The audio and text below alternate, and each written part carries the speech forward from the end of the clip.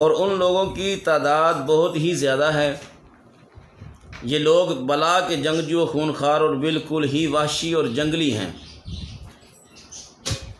जो बिल्कुल जानवरों की तरह रहते हैं। मौसम रबी में ये लोग अपने गारों से निकलकर तमाम खेतियां और सब्ज़ियां खाते हैं और सारे तालाब और कुओं का पानी पी जाते थे और खुश्क चीज़ों को लाद कर ले जाते थे आदमियों और जंगली जानवरों, यहाँ तक कि सांप, बिच्छू, गिरगिट और छोटे बड़े सारे जानवरों को खा जाते थे। ये बड़ी अजीब कौम थी। हज़रत ज़ुल्करनैन से लोगों ने फरियाद की आप हमें हाजूज व माजूज से, इनके शर से और इनकी एजाज़ रसानियों से बचाइए। और उन लोगों ने उसके इवज़ कुछ माल देने की भी पेशकश की। तो हज़रत ज़ुल्करनैन अलैहिर्रहमा ने फरमाया कि मुझे आपका माल नहीं चाहिए, मुझे अल्लाह तबारक व तआला ने बहुत नवाजा है। तो हज़रत ज़ुल्करनैन के इस फरमान के मुताबिक अल्लाह ताला ने फरमाया कि मुझे सब कुछ अता किया है, बस तुम लोग अपनी जिस्मानी ताकत से मेरी मदद फरमाओ ताकि मैं ये काम कर सकूं। तो हज़रत ज़ुल्करनैन ने उन लोगों को अपने साथ मिलाया। चुनांचे आपने दोनों पहाड़ों के दरमियान एक बुनियाद खुदवाई। वो बुनियाद जब पानी तक पहुंच गई, पानी निकल आया, तो उस पर पिघलाए तांबे की गारे से आपने एक दीवार खड़ी कर दी। दोस्तान मोहतरम, फिर वहाँ पत्थर जमाए गए और लोहे के तख्ते नीचे ऊपर चुनकर उनके दरमियान में लकड़ी और कोयला भरवा दिया और इसमें आग जलवा दी। इस तरह ये दीवार पहाड़ की बुलंदी तक ऊंची कर दी गई और दोनों पहाड़ों के दरमियान कोई जगह ना छोड़ी। फिर पिघलाया हुआ तांबा दीवार में पिला दिया गया, जो सब मिलकर बहुत ही मजबूत और नहायत ही मुस्तहकम दीवार बन गई। इस तरह हज़रत ज़ुल्करनैन ने वो दीवार बनवाई। कुरान मजीद की सूरह कहफ में हत्ता इज़ा बलगा मग़रिब शम्स से लेकर मिन अमरिना युसरा तक ये पहला सफ़र है, पहले सफ़र का ज़िक्र है। फिर सुम्मा अतबा सबबा से खुबरा तक दूसरा सफ़र का तज़किरा है और फिर सुम्मा अतबा सबबा से वादु रब्बी हक्का तक तीसरे सफ़र की रूदाद है। यानी कि ये सूरह कहफ में हज़रत ज़ुल्करनैन के 3 सफ़र जो हैं उनका ज़िक्र किया गया।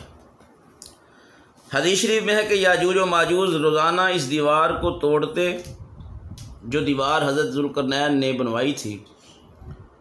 सारा दिन उस दीवार को तोड़ते रहते। तो जब शाम होती तो वो टूटने के करीब होती तो ये थक जाते और कहते कि चलो यार सुबह इसको तोड़ेंगे। वो कहकर चले जाते। जब वो सुबह वापस आते तो वो पहले से ज़्यादा मजबूत और ज़्यादा बुलंद हो जाती। ये अल्लाह के हुक्म से होता था।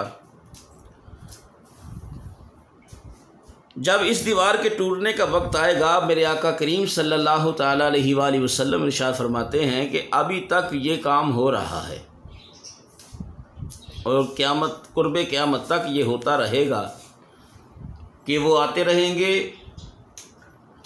इस दीवार को तोड़ते रहेंगे। बाज़ कहते हैं कि इसको चाट रहे थे,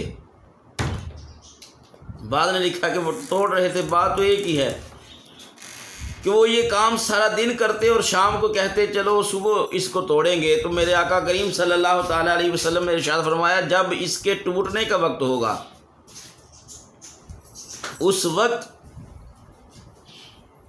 जब ये सारा दिन तोड़ेंगे तो शाम होगी तो एक कहने वाला कहेगा कि चलो इंशाअल्लाह ताला कल इसको तोड़ देंगे। यानी उस वक्त तक ज़ुल्करनैन अलैहिर्रहमा के दौर से लेकर कुर्ब क़यामत तक यही बात होती रहेगी कि चलो सुबह तोड़ेंगे और वो सुबह फिर बुलंद हो जाती है, फिर वो जनाब मजबूत हो जाती है, टूटती नहीं है। तो नबी अकरम नूर मुजस्सम रहमत आलम सल्लल्लाहु ताला अलैहि वसल्लम ने इरशाद फरमाया, जब वो ये लफ्ज़ इस्तेमाल करेंगे ना, इंशाअल्लाह सुबह तोड़ेंगे, तो इस लफ्ज़ का ऐसा असर होगा, इसका समरा ऐसा होगा कि दूसरे दिन दीवार टूट जाएगी और फिर ये हाजूज व माजूज उस दीवार से निकलेंगे और दुनिया में कोहराम बपा करेंगे। कत्लो गारत होगी, खून रेजी होगी, सारे तालाबों का पानी पी लिया जाएगा, ये हर तरफ फैल जाएंगे, जानवरों दरख्तों को खा डालेंगे, ज़मीन पर हर जगहों में ये जाएंगे और सिर्फ़ नहीं जा सकते तो 3 जगह ऐसी दुनिया में है, ये सारी दुनिया में फैलेंगे, सारी दुनिया इसके खौफ और हरास में होगी। लेकिन ये 3 ऐसी जगह हैं जहाँ पर ये नहीं जा सकेंगे। एक मक्का मुकर्रमा, दूसरा मदीना तय्यबा और तीसरा बैतुल मुक़द्दस। ये 3 जगह ऐसी हैं जहाँ पर ये नहीं जा सकेंगे, इनको जाने की इजाज़त नहीं होगी, इनकी हिम्मत नहीं होगी, इनकी जुर्रत नहीं होगी इन 3 जगहों पर जाने की। इन तीनों शहरों में ये दाखिल ना हो सकेंगे। फिर हज़रत ईसा अलैहिस्सलातु वस्सलाम दुआ फरमाएंगे, उनकी दुआ से इनकी गर्दनों में कीड़े पैदा होंगे और ये सब के सब हलाक हो जाएंगे। कुरान करीम ने इनका ज़िक्र किया, हत्ता इज़ा फुतिहत याजूज व माजूज व हुम मिन कुल्लि हदबिन यंसिलून। फरमाया यहाँ तक कि जब खोले जाएंगे याजूज व माजूज और वो हर बुलंदी से ढलकते हुए दौड़ते होंगे। ये वाक़या कुरान करीम ने इरशाद फरमाया। दोस्तान मोहतरम, तो पता ये चला कि हज़रत ज़ुल्क़रनैन अलैहिर्रहमा वो हस्ती बाला वक़ार हैं जिन्होंने इंसानियत के लिए ये कदम उठाया, इंसानियत के लिए ये दीवार बनवाई, इंसानियत के लिए हज़रत ज़ुल्क़रनैन अलैहिर्रहमा ने ये काम किए और वो याजूज व माजूज जो थे जिनकी वजह से दुनिया परेशान थी, उनको एक जगह पर महसूर कर दिया गया।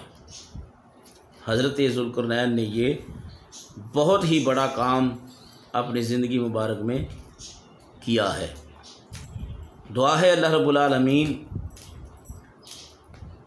हमें कुरान पढ़ने और कुरान सुनने की तौफ़ीक़ अता फ़रमाए और कुरान को पढ़कर कुरान को समझने की तौफ़ीक़ अता फ़रमाए। अल्लाह तबारक व तआला कुरान करीम के सदक़े से हम सब की बख्शिश व मग़फ़िरत फ़रमाए।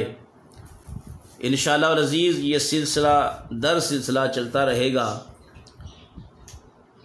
जैसे कोई दोस्त